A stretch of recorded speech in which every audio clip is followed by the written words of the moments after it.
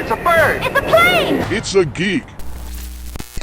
Let's call this episode Cyclops Gets Bullied. If we're being honest with ourselves, this episode should have been called Cyclops Gets Bullied. Cyclops is going through one of the hardest patches I've seen for a superhero and animation and live action. I mean, he can't catch a break. Professor Xavier is dead, which we know he's not dead. Magneto comes in as soon as he thinks he's about to be the leader.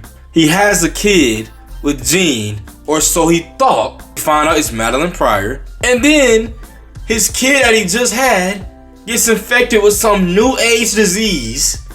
And he's just losing it. My thoughts for this episode was I'm gonna be honest with you, I was kind of bored this episode. Towards the middle and end. I'm gonna tell you why. Beginning for me was great. Seeing I think what this is doing better than the animated series or X-Men 92 or whatever you want to call it. Well, I think that what this is doing better is letting us get a better sense of like how the team is interacting when they're not on missions. I feel like we're getting more of a feel when they're not doing this or not going to the space or not doing this and that. We're seeing how they are in their daily life, and I've been seeing a lot of people complain about that.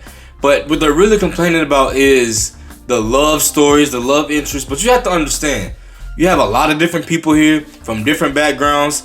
It seems like these, because they're mutants, they're always only around each other. So you're going to have people catch feelings for one another. That's going to be a major thing. So it's very strange and weird for people to be complaining about that.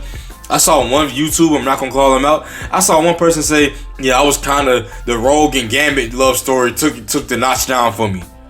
And I'm like, Rogue and Gambit always had a love story. Jean Grey, Logan, and Cyclops. They've always had a love triangle. I don't think this is something that should be surprising. I think the only thing I might be confused of when it comes to the love triangle is with Rogue, is why they mention it so crazy like in the last episode, but we really see like a little bit of that. Because we see Gambit, Morph makes a comment, makes a joke, saying that Rogue and Magneto had the Danger Room all to themselves for the whole day.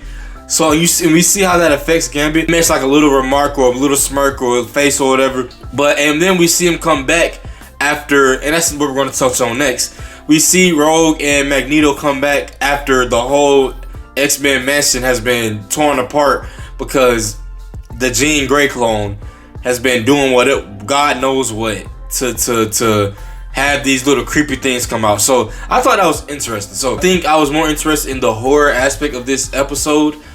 I was kind of also I was interested in it, but at the same time I was confused as to why we're getting the horror thing. But I know we're getting it because it's Mr. Sinister or whatever. But the thing was, played it off like it was Mr. Sinister doing it, but the whole time it was Madeline Pryor doing it, who was being controlled somewhat by Mr. Sinister. So that was a little confusing to me.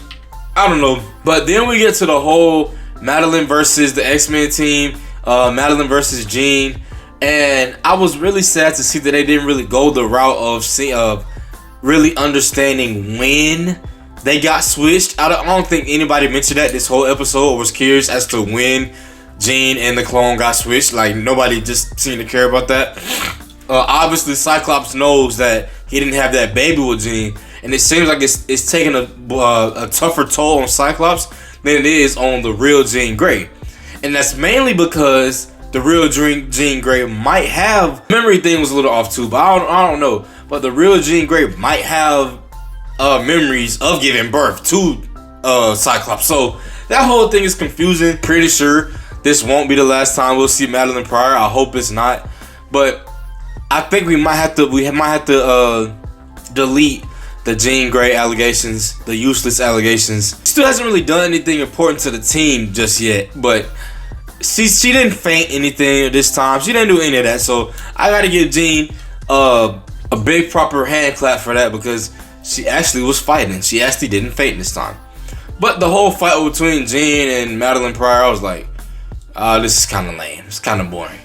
And it was just weird. You have one scene where they haven't. I don't know what they try to do with this episode. They had one scene where a Jean thing ate Madeline and Jean, and then we get to the bottom and we're at the vagina area, and we're seeing Cable be born. It's like, what are we kind of doing here? So I think this episode, once again, similar to episode 1, it was kind of an episode to have some way to introduce Mr. Sinister, and introducing him that way was great. I hope that the whole thing with Madeline Pryor and Jean, the whole clone thing, becomes a more serious point in the end or later on, because right now it doesn't seem like it was that serious. Seems like everybody's just about to go back to how everything was except for Cyclops. We see Storm meet up with dude, I forgot his name, but it's the dude who can like control armor and mechanics and stuff like that. I forgot his name. Starts with an R. It'll come to me. I'll probably have it somewhere on the screen. We see that, so he's gonna try to help Storm get his powers, and yeah, we're gonna see where that goes. But like I said, this video is calm, just like the episode was calm. Just wanted something to talk about, get back with y'all. But without further ado, if you love the video, like the video. Don't still love the video, select the video on tomorrow to 300 subscribers. I appreciate everybody who subscribed to me, watch my content, share my content, like my content. Without further ado, I'm out. Peace.